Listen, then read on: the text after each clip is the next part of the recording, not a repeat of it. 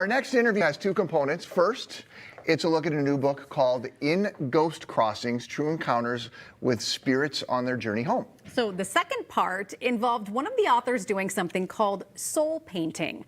Author and painter Ann Pryor and contributing author and psychic medium Carol Lowell are here with us this morning. Hi, thank you for being here. It's a pleasure. Hi, thank you. Yeah, it's nice to have you both here. Let's start with the book. Tell us a little bit about the book. Okay.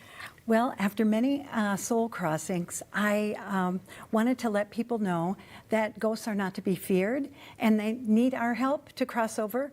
And Carol and I have written 7 stories of the thousands of ghosts that Carol has crossed over that are very interesting that people, I think, will find fascinating. When you say crossed over, what does that mean? It crossed over means going into heaven, into the light. I was brought up Catholic, I call it heaven, but it's into the light. And Anne had so many friends that she was able to get feedback on what happened and how things changed for them after I cleared their house from their ghosts. So tell me how this works. Like, I got something going on in my house or whatever it might be, or a feeling I have, I contact you. Yep. You're kind of like Ghostbusters then? I am totally like Ghostbusters, Okay. yeah. But I mean, I'm not trying to make a joke of it, but how does that work? Yeah, no. We can. So the way that it works is I show up at your house. I don't want to know any information from you because I don't want to be pre-led to any ideas. And so I walk through your house, I find the ghosts, I find out where they're hanging out. I get the story from them, and then what they share with me, then I come back to you, and I say, this is what they're saying, this is what's going on.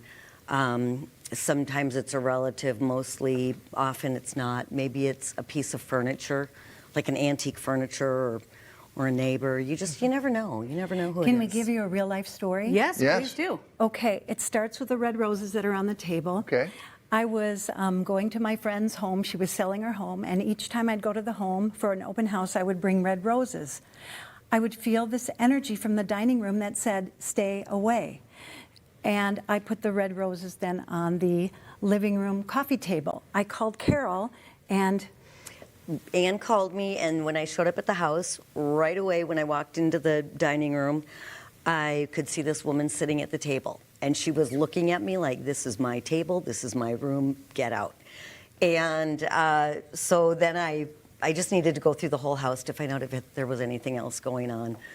And then I started talking to her, and it took a while because you've got to negotiate when somebody, and it used to be the woman that owned the house, and she didn't want to leave the house. Oh, and it was up for sale. And she was nervous about houses and and then if people are nervous about, maybe they're feeling guilty about something or they feel bad. She was afraid to cross over because she was kind of mean to people when she was alive.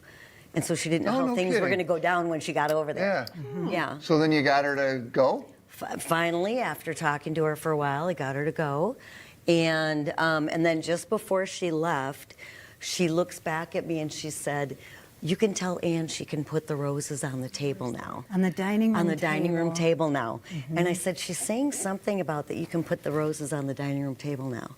And then Anne said, she hasn't been able to before, and that's where she kept wow. trying to put them. So. And these are kind of stories that you have in the book. Yes. That's right. And the house sold a couple days later. 4 days later, the house Yeah. sold. But you didn't see, did you see her there too? You just got a feeling. felt Just like something. you guys, you have a feeling in the back of your neck. You have a gut feeling. Or you feel a heavy energy, or just a cold breeze, and you're like, Is there any of this? that going on in here in this room? No, Not kidding. actually. No, I haven't noticed any heavy energy, Good, So, okay. yeah. Just wanted to check. You've got good vibes so far. Just wanted to check. Want to get that out of the way. Okay, so Anne, tell us a little bit about the painting. You are the creator of Lovitude Soul Painting. Soul painting is a term that we were not familiar with. It's a genre called spirit painting, actually, where I'm not an artist. I haven't been trained as an artist, but I get insight from spirits that are lined up to paint through me. So I'll just do this, and Carol will talk just a little bit more about answer questions. So I've painted 7,000 pieces, and one is, Carol, go right ahead. And Anne's got one, a beautiful piece in the Mayo Clinic. But so what Anne does is she's tuning in with Spirit, and she's just receiving guidance and listening to her intuition and the guidance that she's receiving. She's on automatic pilot. It's really pretty. And I'm curious, are there times when you don't want to paint? Like this, you know what I'm saying? Like if the spirits are kind of feeding you right now on what you're doing, are there times when you try and it's not working? That's a great question, Megan. My mom was sick for 2 years, and I did not have any desire to paint during that time. Huh. So, yes, there are times when I don't get the inspiration. Is this the kind of stuff and intuition that you believe is sort of to some extent in everyone? You've sort of just been able to really harness it? You know, everyone has intuition and guidance, and is really, we're all connected with our loved ones that have passed. It's just that we're so used to the three-dimensional solid objects. And I had a brother who was 11 years older than me. I came from a family of 13 kids. Yeah. And he was diagnosed with paranoid schizophrenia. And for me, I always sensed spirits, but I knew that he could hear them and they often bothered him. And so really that's why I wanted to get into this work, because I wanted to be able to help him. I wanted to be able to talk to the spirits. And then, so I just started studying and meditating and learned how to connect.